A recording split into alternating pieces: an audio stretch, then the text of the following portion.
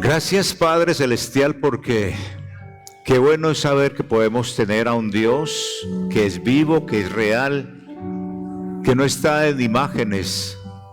Es un Dios que nos ha cambiado y que hoy damos testimonio precisamente de ese poder que en nuestra vida Él ejerce a través de la obra redentora de Jesús. No nos obliga, a ninguno obliga. Es el Espíritu de Dios en nosotros quien nos dirige a conocerlo, a evitar el pecado, a siempre estar pendiente de estos asuntos espirituales. El Espíritu nos guía a no pecar. El Espíritu nos guía a toda verdad. Y hoy estamos acá celebrando a nuestro Dios con alegría, con gozo, ministrando a nuestro Dios soberano y maravilloso, y orando al Rey de la Gloria para que siempre, siempre, Señor, tu palabra sea edificada.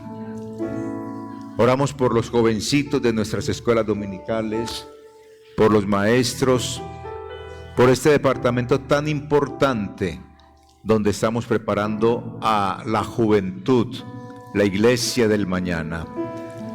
Oramos por estos jóvenes, por estos niños y estas niñas, para que los guardes, Dios, de todo pecado, para que ellos puedan llegar a la edad en la cual toman madurez y decidan el camino de la salvación, con lo que les ha enseñado su familia, sus padres, y con lo que aquí se ha enseñado en la iglesia.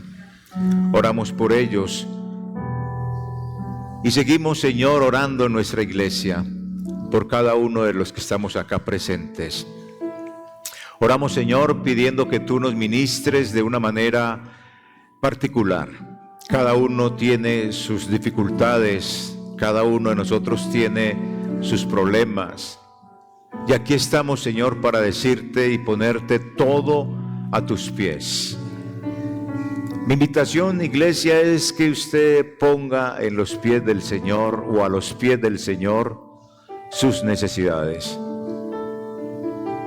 también las alegrías, la abundancia, la enfermedad, la escasez, las preocupaciones. No podemos desprendernos de ellas, pero por lo menos la esperanza puesta en el Señor nos permite seguir viviendo, no desmayar. Y esa es la esperanza que tenemos a través de Jesús, a través de lo que hemos conocido de Dios por la palabra. No hay otra manera, Señor nuestro, de tener esperanza, sino solo en ti, porque tú no vas a finalizar. Eres eterno. Y oramos al Señor de el poder, el Señor de la salvación, que está en este lugar para sanar, para proteger.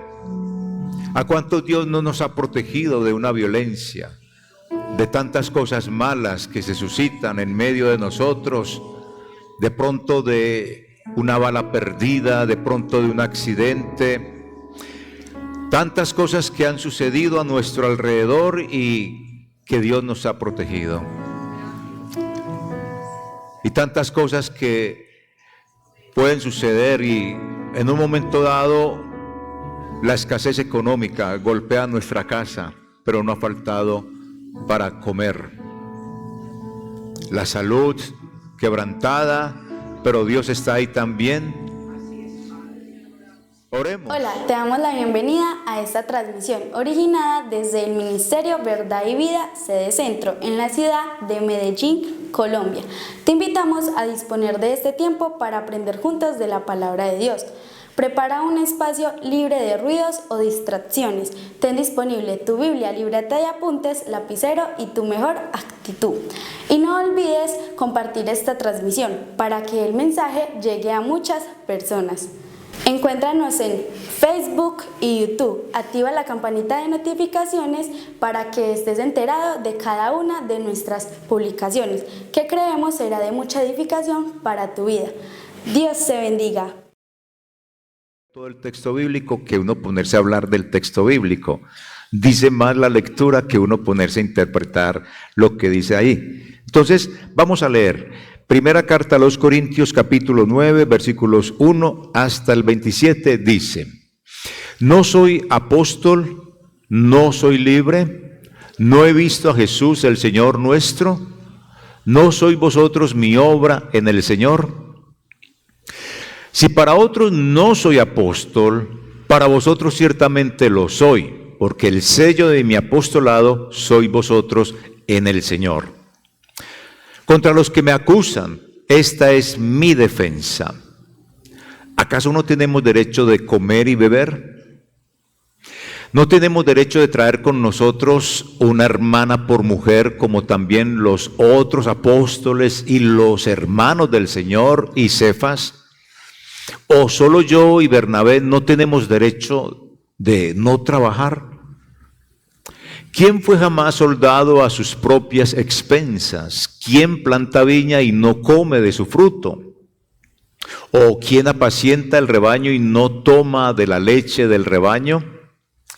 Digo esto solo como hombre, ¿no dice esto también la ley? Porque en la ley de Moisés está escrito: no pondrás bozal al buey que trilla. ¿Tiene Dios cuidado de los bueyes? ¿O lo dice enteramente por nosotros? Pues por nosotros se escribió. Porque con esperanza debe arar el que ara, y el que trilla con esperanza de recibir del fruto. Si nosotros sembramos entre vosotros lo espiritual, es gran cosa si segáremos de vosotros lo material. Si otros participan de este derecho sobre vosotros, ¿cuánto más nosotros? Pero no hemos usado de este derecho, sino que lo soportamos todo, por no poner ningún obstáculo al Evangelio de Cristo. ¿No sabéis que los que trabajan en las cosas sagradas comen del templo, y que los que sirven del altar participan? Así también ordenó el Señor a los que anuncian el Evangelio, que vivan del Evangelio. Pero yo de nada de esto me aprovecho, ni tampoco he escrito esto para que se haga así conmigo. Porque prefiero morir antes que nadie desvanezca esta mi gloria. Pues si anuncio el Evangelio, no tengo por qué gloriarme, porque me es impuesta necesidad, y ay de mí si no anunciare el Evangelio. Por lo cual, si lo hago de buena voluntad, recompensa tendré, pero si de mala voluntad, la comisión me ha sido encomendada. ¿Cuál pues es mi galardón? Que predicando el Evangelio presente gratuitamente el Evangelio de Cristo, para no abusar de mi derecho en el Evangelio. Por lo cual, siendo libre de todos, me he hecho siervo de todos para ganar a mayor número. Me he hecho a los judíos como judío para ganar a los judíos. A los que están sujetos a la ley, aunque yo no esté sujeto a la ley, como sujeto a la ley para ganar a los que están sujetos a la ley. A los que están sin ley, como si yo estuviera sin ley, no estando yo sin ley de Dios, sino bajo la ley de Cristo, para ganar a los que están sin ley. Me he hecho débil a los débiles para ganar a los débiles. A todos me he hecho de todo para que de todos modos salve a algunos. Y esto hago por causa del Evangelio, para hacerme copartícipe de él. ¿No sabéis que los que comen en el estadio, todos a la verdad, a los que corren en el estadio, todos a la verdad corren, pero uno solo se lleva el premio? Corred de tal manera que lo obtengáis. Todo aquel que lucha, de todo se abstiene, ellos a la verdad, para recibir una corona corruptible, pero nosotros una incorruptible. Así que yo de esta manera corro, no como a la aventura, de esta manera peleo, no como quien golpea el aire, sino que golpeo mi cuerpo y lo pongo en servidumbre, no sea que habiendo sido heraldo para otros, yo mismo venga a ser eliminado. Estamos hablando de Pablo en este capítulo sobre la libertad y la renuncia. Y es bueno que miremos algo, y es que haciendo una recapitulación, Pablo está hablando desde el inicio de la carta, para quienes han seguido la serie de Primera Carta a los Corintios, está hablando de un asunto importante, y es que la sabiduría de Dios había sido puesta en segunda escala. En primera posición se encontraba la sabiduría de los griegos, porque eran buenos oradores, tenían unas filosofías impresionantes, todas contrarias a la de la palabra, y eso había creado también divisiones en la congregación. Unos eran de Pablo, otros de Apolos, otros de Cefas, y algunos seguían a Cristo. Y esa filosofía de tener la oratoria y el concepto filosófico por encima de la palabra de Dios había generado algunas circunstancias incómodas. Las preferencias habían puesto a Dios en segundo lugar, el pastor era el principal y Dios era el ayudante de la congregación. Y por supuesto eso era la levadura de la cual Pablo habla aquí en esta carta, la arrogancia de unos cuantos había producido todo esto que les estoy diciendo, y por supuesto esa arrogancia era la levadura que daba licencia para pecar, de tal manera que había incesto entre ellos, de tal manera que los hombres se estaban acostando con las mujeres que no eran su esposa, sus esposas no se estaban acostando con ellas, con ellos. Posiblemente ellos se iban a acostar con otras mujeres porque sus mujeres se negaban, o ellas no se acostaban con ellos porque ellos venían de acostarse con otras mujeres. Pero eso era por la licencia que daba la filosofía de ellos, que se había metido en la iglesia, porque para ellos no había ningún problema en que el cuerpo se usara en la fornicación, porque al fin y al cabo el cuerpo lo iba a destruir Dios. Y por eso Pablo dice, no, el cuerpo lo va a destruir Dios. ¿Eso es lo que ustedes dicen? Sí, eso es lo que ustedes dicen, pero no es así. El cuerpo, como el cuerpo de Jesús que resucitó, va también a resucitar el cuerpo de ustedes. Por eso su cuerpo no va a ser para la fornicación, sino para el Señor. Y es ahí donde les cambia completamente esa filosofía y les dice, cuiden su cuerpo, no forniquen. Y entonces es donde empieza a decirles que el cuerpo de la mujer le pertenece al hombre cuando están casados, y el cuerpo del hombre le pertenece a la mujer y no se pueden negar en su relación sexual, porque para eso creó Dios el matrimonio, para evitar precisamente la inmoralidad. Y si se niega, está cometiendo un pecado. Y luego, dentro de esa misma filosofía que les daba la licencia para todas estas cosas, teniendo todos los dones espirituales, porque todos los tenían también todos los pecados, tenía de todo. Pida lo que quiera, que aquí se le da lo que necesite. Esa era la iglesia de Corintios. Todos los dones espirituales y todos los pecados. Qué ambigüedad, qué situación tan incómoda eso. Y también comienza, a partir de toda esa filosofía que se ubicaba en primer lugar y se había desplazado la palabra de Dios, sigue desbaratándole todos estos conceptos y entonces les comienza a decir, hay cristianos débiles, producto precisamente de esa filosofía, que están poniendo tropiezo o están poniendo problema a los cristianos maduros. Porque los cristianos maduros entienden que no hay ningún problema en comer cualquier alimento, así haya sido sacrificado a los ídolos. Porque un alimento no va a perjudicar su cuerpo, no va a hacerle ningún daño a su alma. Si está rezado, si tiene huesos del cementerio, si tiene los polvos de la Madre Celestina, lo que sea, eso a usted, cuando se coma todo eso, no le va a hacer ningún daño. Y eso pensaban los maduros de la iglesia, pero los débiles de la iglesia creían que sí era problema, porque esa carne sacrificada a los ídolos, para ellos eso les iba a causar algún problema. Entonces hay una confrontación entre débiles y maduros. Y él les dice, no señores, y ocupa todo el capítulo 8 y le dice, Muchos ídolos hay, pero solo uno es Dios.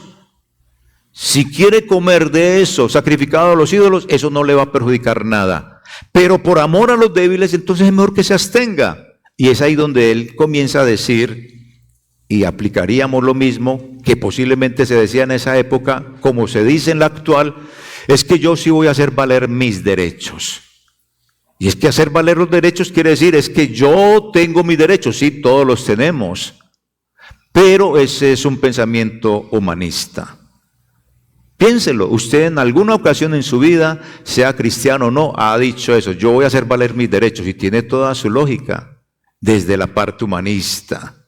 Y esa ideología ha estado a lo largo de todos los tiempos. Pero Pablo derriba precisamente ese concepto humanista y dice, hacer valer sus derechos, sí, está bien, usted tiene libertad. Como cristianos todos tenemos libertad, porque ya no estamos sujetos a la ley. Usted no tiene que guardar el sábado, usted no tiene que comer hierbas amargas, usted no tiene que hacer un montón de cosas que hacía la ley, o que decía la ley que se hiciera, porque la ley la cumplió Cristo. Y la única vigencia de la ley es la que dice, amar a tu prójimo y amar a Dios. Es lo único de la ley que sigue vigente, porque el resto, los rituales, los cumplió Jesús.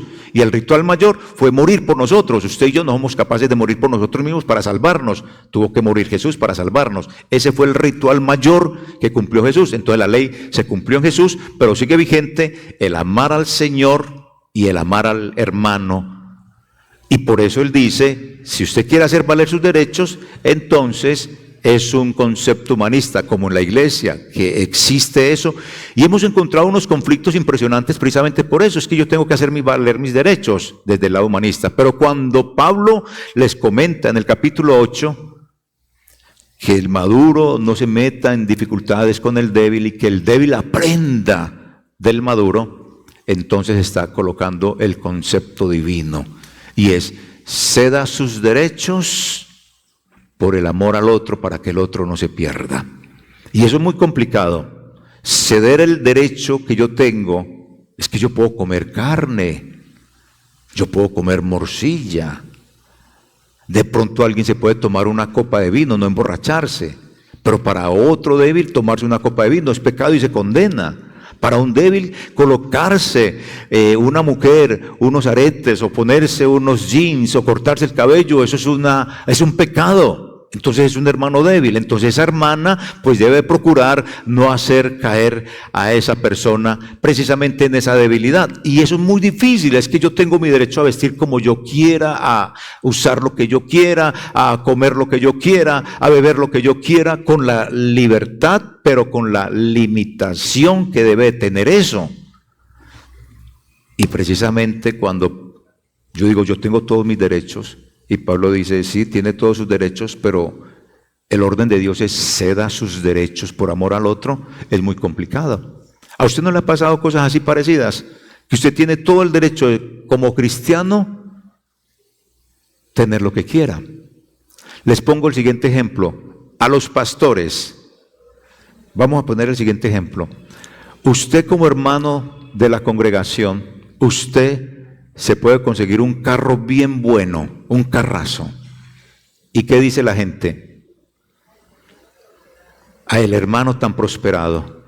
Y el pastor se consigue un carro bien bueno, ¿y qué van a decir desde el pastor que se consigue ese carro? Se está robando los diezmos.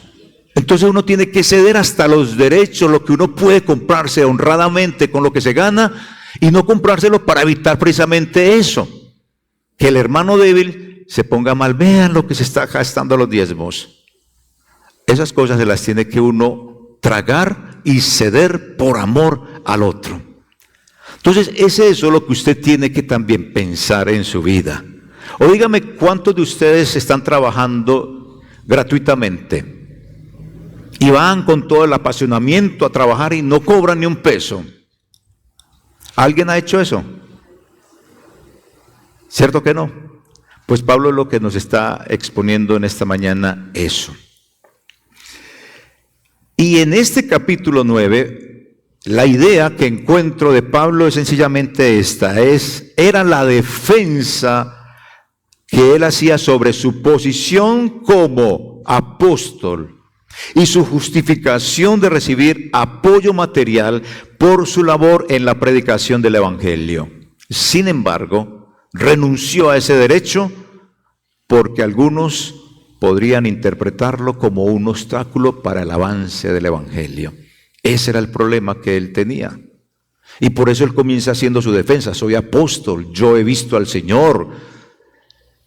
Y comienza a hacer precisamente una argumentación para decir, yo tengo derecho del apoyo económico que ustedes me pueden dar, pero para evitar ese problema entre los débiles, mejor entonces renuncio a ese derecho, a que no tuviera el pago de su trabajo. Entonces, siendo esa la idea que expone allí Pablo, ¿qué hago yo? Voy a sugerir para nosotros como gente que hoy está escuchando este mensaje de ese momento, esa idea que podemos traer hacia hoy, sugiero la siguiente idea. ¿Estamos dispuestos a renunciar a nuestros derechos para servir a Dios y a la iglesia? Piénselo usted. ¿Está usted dispuesto a renunciar a todos sus derechos para servir a Dios y a la iglesia? Piénselo por un momentico. Y piénselo usted en su área de esposo o de esposa, si ha renunciado a sus derechos por amor a esa mujer o por amor a ese hombre.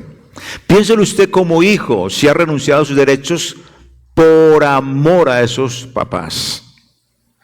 Pensémoslos como líderes de la iglesia o como asistentes a la iglesia, si usted y yo hemos renunciado a esos derechos que tenemos por amor a Dios y por amor a la obra.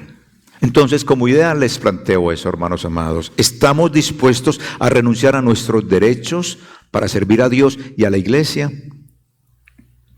Porque Pablo sí hace esa aclaración. Y él estuvo dispuesto y lo hizo.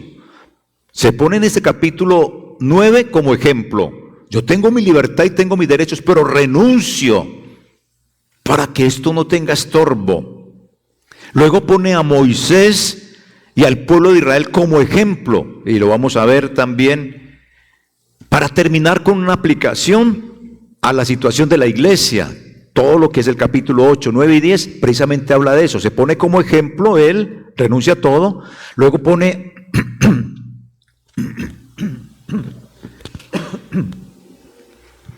a Moisés y a su pueblo como ejemplo, y finalmente en el capítulo 10 pone a la iglesia para mostrar que sí podemos vivir renunciando a nuestras libertades.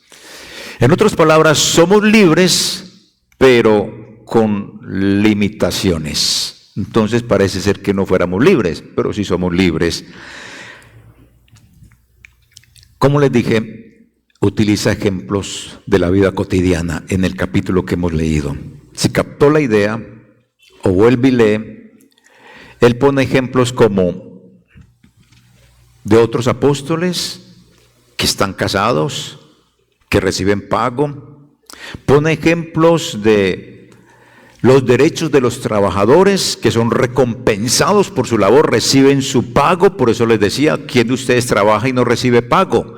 O usted va y trabaja todos los días y no recibe ni un solo peso.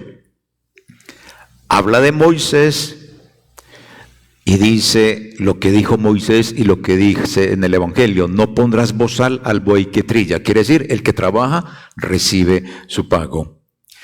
Aquí Pablo muestra, como les he dicho, su disposición a renunciar a ese derecho. Y en el primer instante podemos encontrar derechos. Aborda todo esto de los derechos y de las libertades en el capítulo 8 y 9. El principio de no ofender es lo que él está trabajando en este capítulo 9. El principio de no ofender a los hermanos más débiles en la fe. Trabaja capítulos 8, 9 y 10 ese principio. Y él dice que aunque tiene la libertad para ejercer sus derechos como cristiano, también conoce lo que es la importancia de limitarse a sí mismo por el bienestar de los demás. Señala como apóstol tiene derechos especiales, privilegios, y le recuerda eso a los de allí, que él es un hombre que vio a Jesús y que ellos han cambiado por el evangelio que él les ha predicado. Entonces, ven que tiene el respaldo del Espíritu Santo y ellos como iglesia tienen el respaldo del Espíritu Santo por la transformación que han tenido. Entonces, ahí en esa parte subraya Pablo la importancia de su ministerio en su defensa. Esa es la argumentación. Y él tiene toda la palabra que ha predicado como evidencia por su cambio y por lo que ha cambiado a las personas, lo que él ha predicado. Entonces, planteémonos para nosotros esto. Usted tiene una fe, y cuando digo fe en este caso tiene una vida cristiana de tal manera que impacte a otros. Piénselo. Con su vida cristiana, como Pablo, que está argumentando que es llamado por Dios, impactó a otros. Usted y yo impactamos a alguien. Yo me cuestiono en mi vida personal. Yo a mi familia no he podido impactarla. Digo, Dios mío, todos éramos católicos. Yo me convertí al evangelio. Y cuando me convierto al evangelio, mi mamá se bautiza.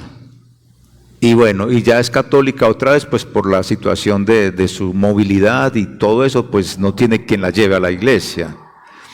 Una hermana mía se volvió judaizante. Otro hermano mío se volvió unitario. El otro siguió siendo gnóstico y el otro es ateo y revolucionario. Todo lo que tenga que ver con izquierda le fascina. De Dios nada. El otro es católico. Y yo, ¿qué impacto he tenido? Entonces mi fe, es decir, la doctrina que he predicado, mi testimonio cristiano no los ha impactado. Pero yo no me tengo que echar a llorar por eso, oro por ellos, pero espero que de una u otra manera ellos sí dicen, no, es buen hombre, y todo lo que él diga, escúchenlo, pero no escuchan para ellos mismos, porque fue el último testimonio que recibí de uno de mis hermanos. Entonces, hermanos, lo que Pablo nos plantea también aquí es que todos podemos ayudar a que las vidas cambien. ¿Y cómo? Ayudando en el crecimiento espiritual de otros, si nos dedicamos a Dios para ser usados por Él. Yo no he logrado impactarlos a ellos, es que yo no impacto a nadie, pero mi vida de cristiano la tienen que ver. La vida de usted como creyente la tienen que sentir cada uno de los que están a su lado. Y no seguir con la idea de hago valer mis derechos. No, a veces hay que ceder los derechos para que ellos también sean impactados. Y el golpe lo recibe usted, pero de una manera mucho más efectiva.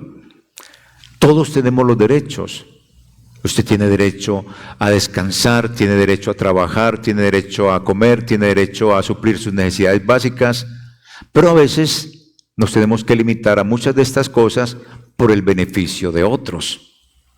Piense en qué usted se ha tenido que limitar desde que se convirtió a Cristo por amor a otro, por amor a la misma iglesia, por amor a su familia. ¿En qué se ha tenido que limitar? Hay muchas cosas. Y eso es lo que Pablo nos está planteando. Por amor al débil, ubíquese. Luego nos habla de la libertad y de la renuncia. Esa libertad y esa renuncia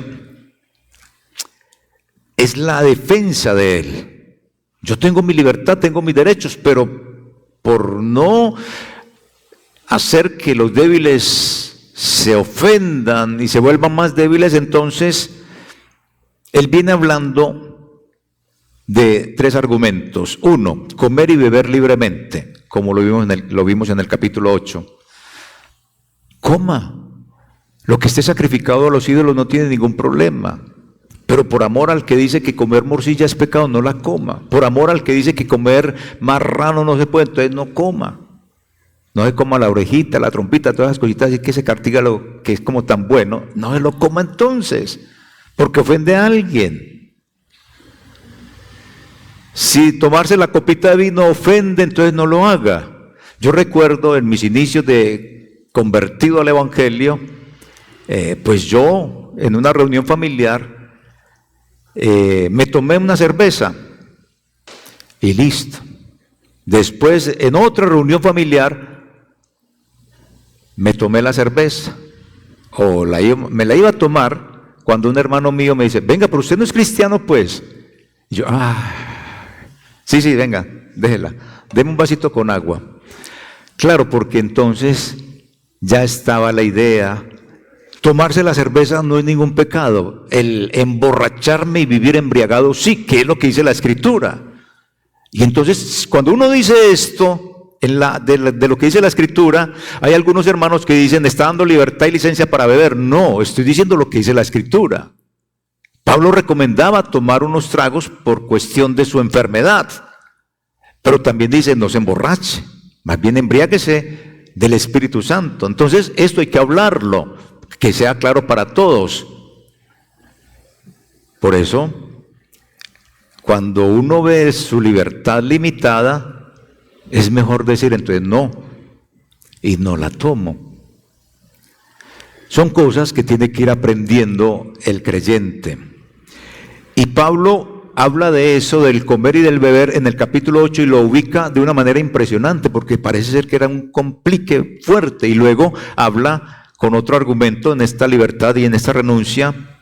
¿Casarse o no casarse? Pues es que hay otros apóstoles que tienen sus esposas. ¿Yo por qué no la puedo traer? O yo no puedo tenerla. Trabajan por su comida y por su vivienda.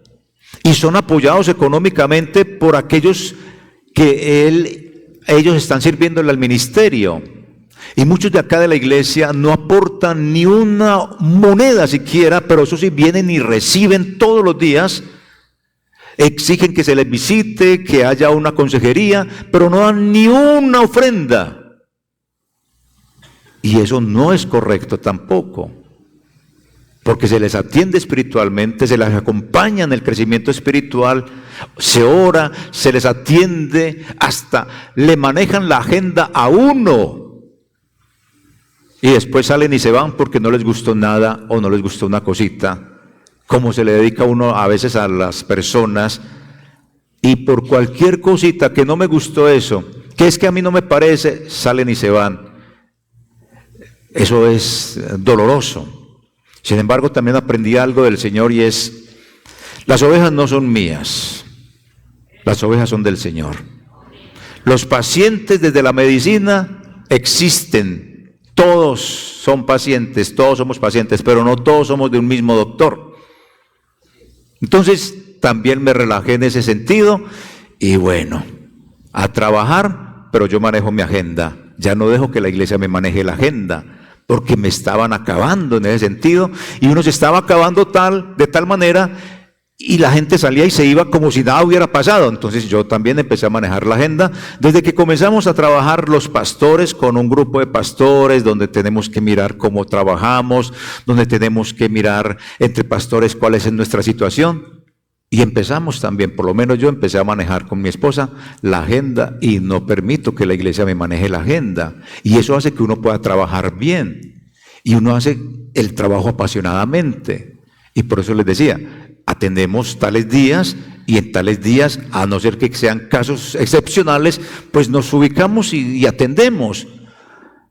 Porque este trabajo es de 7-24, es que se dice, 24/7. Y es muy complicado. A las 3 de la mañana uno dormido atender a alguien, ¿cierto? Bien complicado. Eso del trabajo pastoral no es nada fácil. Entonces Pablo se usa como ilustración para mostrar sus derechos. Él dice, tengo mis derechos a recibir el pago, pero si por el pago algunos se están ofendiendo, entonces renuncio. Y él tenía también su facilidad económica en un momento dado. Jesús dijo que el obrero es digno de su salario. Y Pablo enfatiza eso aquí en este pasaje. Tenemos la responsabilidad de cuidar a nuestros pastores. Este pasaje nos dice, usted y yo tenemos la responsabilidad de cuidar a nuestros pastores, a nuestros líderes, a nuestros maestros, los que nos dirigen espiritualmente. ¿Por qué? Porque no tenemos otra fuente de trabajo, es esta, no hay otra. Y Dios nos suple a través de su diezmo, de su ofrenda, de su primicia, de lo que usted da. para salir adelante, para poder dedicarnos completamente a este trabajo. Entonces tenemos la responsabilidad de cuidar a los líderes, a los pastores que estamos al frente de la congregación. Esa es una responsabilidad de todos. Yo diezmo también, yo ofrendo. Yo diezmo en la Asamblea de Dios donde pertenezco. Ofrendo acá. Usted también debe de ofrendar, usted también debe de diezmar. Y hay muchos que no lo hacen, pero sí reciben y reciben y reciben. Y se hinchan, pero no más. Casi siempre los llamados a servir en el ministerio, los que estamos frente a una congregación, tenemos que estar dispuestos a renunciar a todos nuestros derechos por el bien del evangelio, como les puse el ejemplo al inicio. Si el hermano se consigue algo, qué bendición, pero si el pastor se consigue algo, se está robando los diezmos de la iglesia. Entonces uno tiene que renunciar a muchas de estas cosas. Pero hay que tener un equilibrio en todo esto, hermanos amados, entre la libertad y la renuncia en nuestro servicio. Reconocemos nuestro llamado, sí. Yo reconozco el llamado que Dios me hizo para el pastorado, pero también entendamos ustedes y yo entiendo que yo tengo que renunciar a muchas cosas por el bien de otros. Y lo hago, y lo he aprendido a hacer. Y a través de esta carta, Pablo aquí tiene un principio atemporal, es decir, para allá, para el tiempo de hoy, para el tiempo futuro. Ese principio es: el derecho y la renuncia van de la mano. El derecho y la renuncia van de la mano en el servicio cristiano. Así como Pablo renunció a sus derechos para ganar a otros para Cristo, nosotros también debemos de estar dispuestos a sacrificar nuestras comodidades por el avance del evangelio. La predicación del evangelio fue el don que él tenía, aparte de otros. ¿Cuál don le ha dado Dios a usted? ¿Cuál don le ha dado Dios a usted? Recuerde, su vida cristiana o la fe, como les dije al inicio, ¿ha impactado a otros o no ha impactado? ¿O nadie sabe que usted es cristiano? Segundo, ¿cuántos dones tiene? Y si los tiene, ¿los ha puesto a funcionar para el servicio de otros?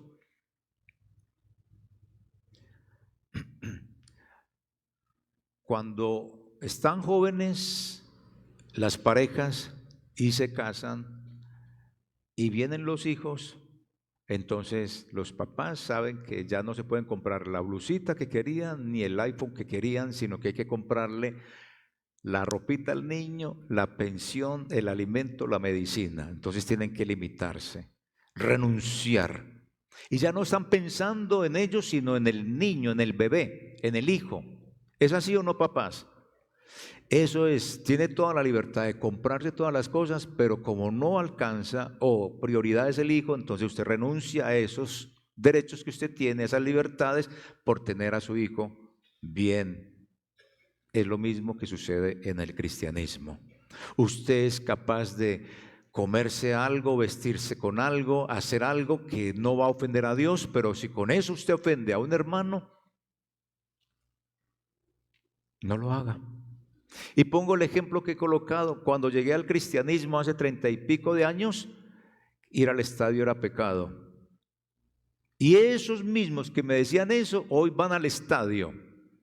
Igual, a mí nunca me ha gustado ir al estadio a ver fútbol, porque me causa temor y que esas tribunas vibren. Yo siento que eso se va a caer y esa marihuana por todos los lados. Eso no, yo salgo de allá, yo creo que salgo trabado, entonces ni riesgo. Entonces esa gente me decía eso, yo no iba, pero igual, hoy los veo, pues para mí no hay ningún problema. Otra cosa que me decían: no vaya a cine, porque ahí se sientan en esas sillas personas que van a pensar cosas malas, son escarnecedores, pero aquí mismo tenemos sillas de escarnecedores. Entonces, hasta que yo comencé después a ir a cine, pero ya a mi esposa no le gusta mucho el cine, entonces No me gusta ir solo, entonces no voy a cine. Entonces hay libertades, derechos que uno tiene que dejar porque por el gusto de la esposa, el gusto de ella que conoce mis defectos, conoce mis cosas, entonces ella se adapta también a mis cosas. Yo me adapto a ellas. Entonces, como pareja nos tenemos que adaptar, tenemos la libertad de hacer muchas cosas, pero por amor a esa persona que amamos, que está con nosotros, uno tiene que sacrificar cosas. O dígame, Pedro, si usted no ha sacrificado cosas. Sara, Ana, todos hemos sacrificado y eso nos va bien en nuestra relación de pareja.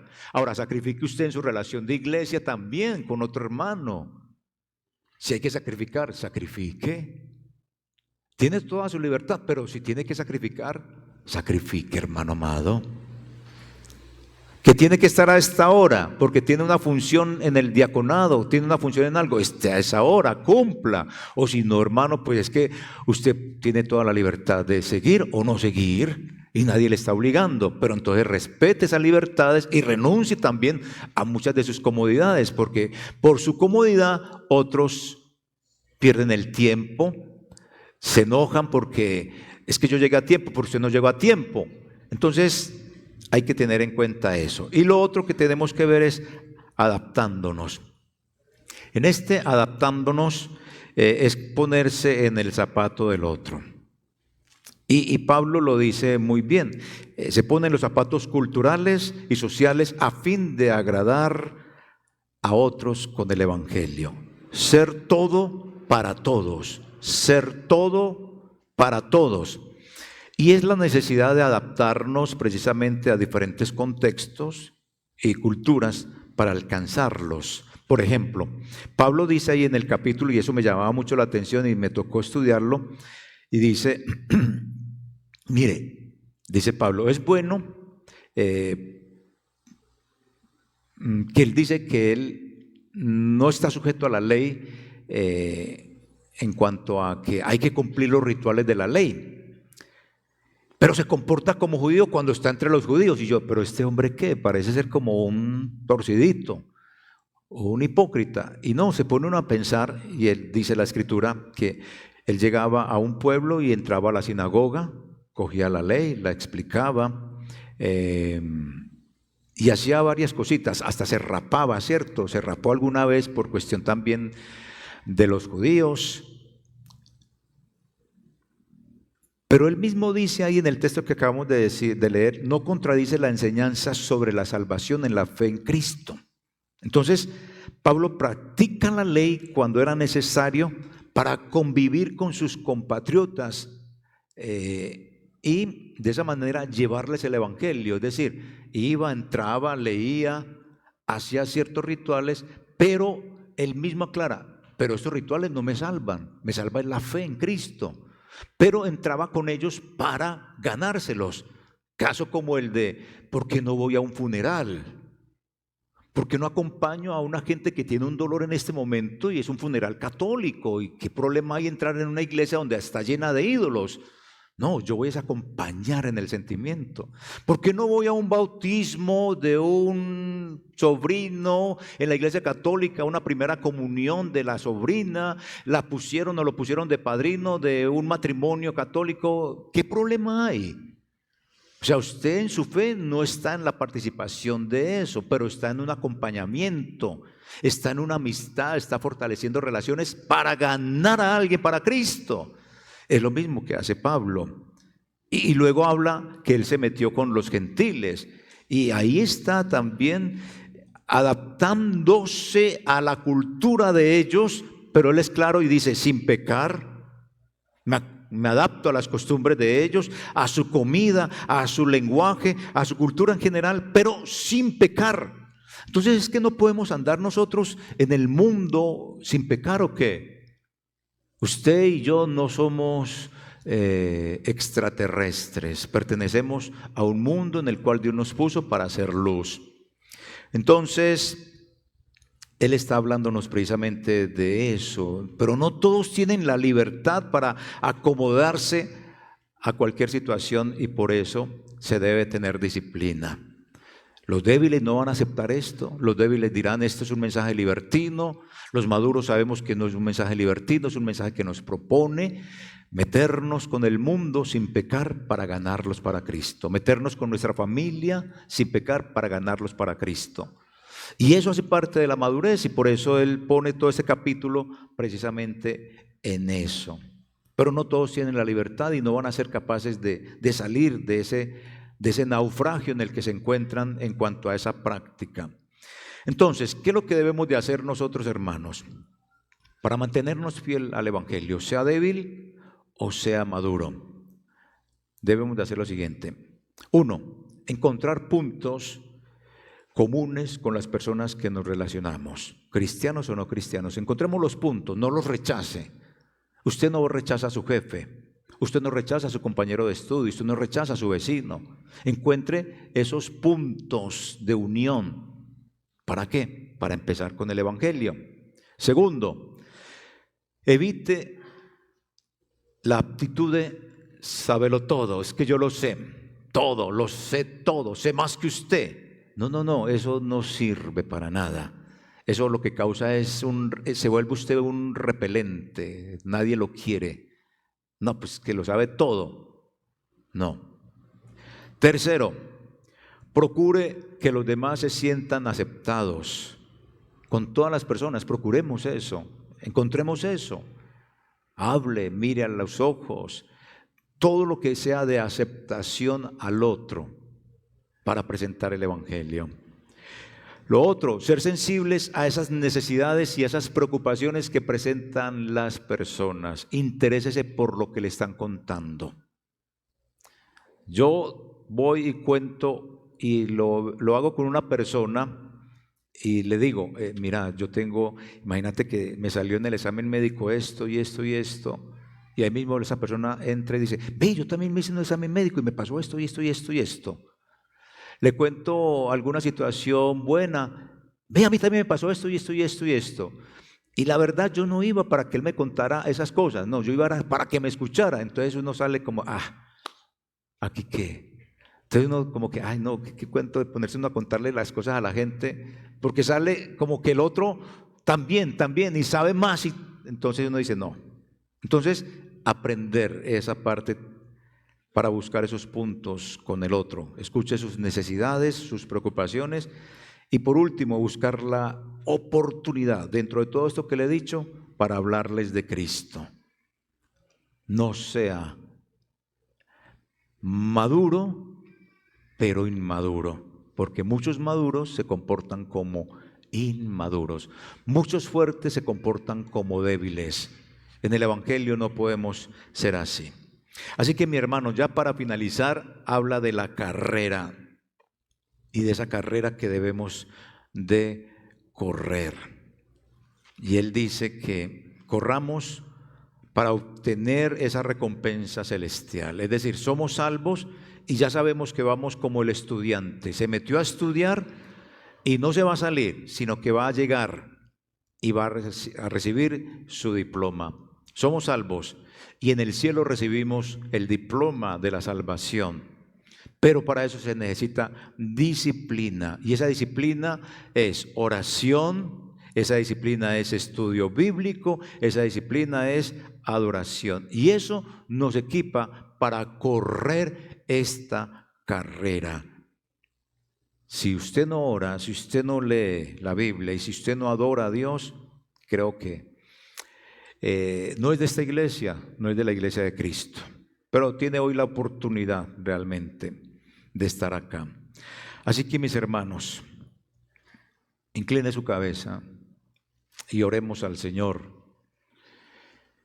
Mire qué le ha dicho el Señor en esta mañana.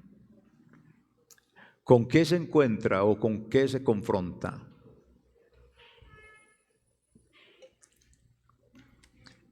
¿Amas más tus libertades que a tus hermanos? Piense, respóndase. ¿Ama más sus derechos, sus libertades que a tus hermanos? Si eso es así, malo. Eso es una X. Tenemos que amar a nuestros hermanos, a nuestro prójimo, más que nuestras libertades y derechos, aunque se nos vengan los derechos humanos encima. Pero el derecho divino es: ceda sus derechos por amor al otro, por amor a su esposo, por amor a su esposa, por amor a su familia, por amor a ese compañero de trabajo. A veces hay que ceder los derechos para presentar el Evangelio. Pregúntese también, ¿está dispuesto a dejar su libertad por causa del Evangelio? ¿Dejar de hacer esto porque alguien se ofende? ¿Es capaz, con el debido derecho que usted tiene de hacer algo, es capaz de dejar de hacer eso por el amor al otro que se ofende con usted? Dios nos pone en asuntos muy complicados con esto. Estamos corriendo la carrera cristiana como debe de ser, en oración, en conocimiento de Dios, en adoración.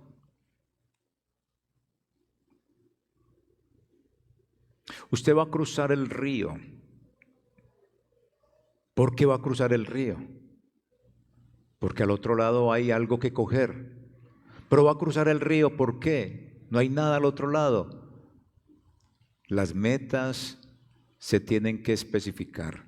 Su meta y mi meta, en este caso, es amor al débil, ceder mis derechos, así yo los tenga, por amor al débil, porque la meta del supremo llamamiento, que es la salvación, está a las puertas. Cristo viene pronto. Y le pregunto, ¿cómo demuestra que el Evangelio reina en toda su vida mientras corre a la meta? ¿Cómo demuestra eso a la gente? ¿Y cómo la gente puede ver que usted tiene realmente el Evangelio en toda esta vida cristiana hasta que Jesús venga? Padre, ayúdanos en el nombre de Jesús. Ayúdanos a entender que nuestra negación de las libertades no se compara con la recompensa de la vida eterna que nos espera. Ayúdanos, Señor, como integrante de la iglesia, del cuerpo de Cristo, a vivir el Evangelio, cediendo los derechos, como lo planteábamos en el comienzo. Estamos dispuestos a renunciar a nuestras libertades y derechos para servir a Dios y a la iglesia. No es fácil, hermanos amados. Y aquí no nos está hablando de pecados, de inmoralidad, sino sencillamente de lo que nosotros libremente podemos hacer: comer, beber, ir a tal parte, hacer tal cosa, comprar tal cosa. Pero por amor al otro, quizás tenemos que renunciar. ¿Estamos dispuestos a renunciar a nuestros derechos y nuestras libertades por amor a Dios y a la iglesia, por amor al débil? Esa es la pregunta que Dios nos plantea y la solución la tenemos en nuestras manos. Iglesia, Dios les bendiga y nos veremos si Dios quiere.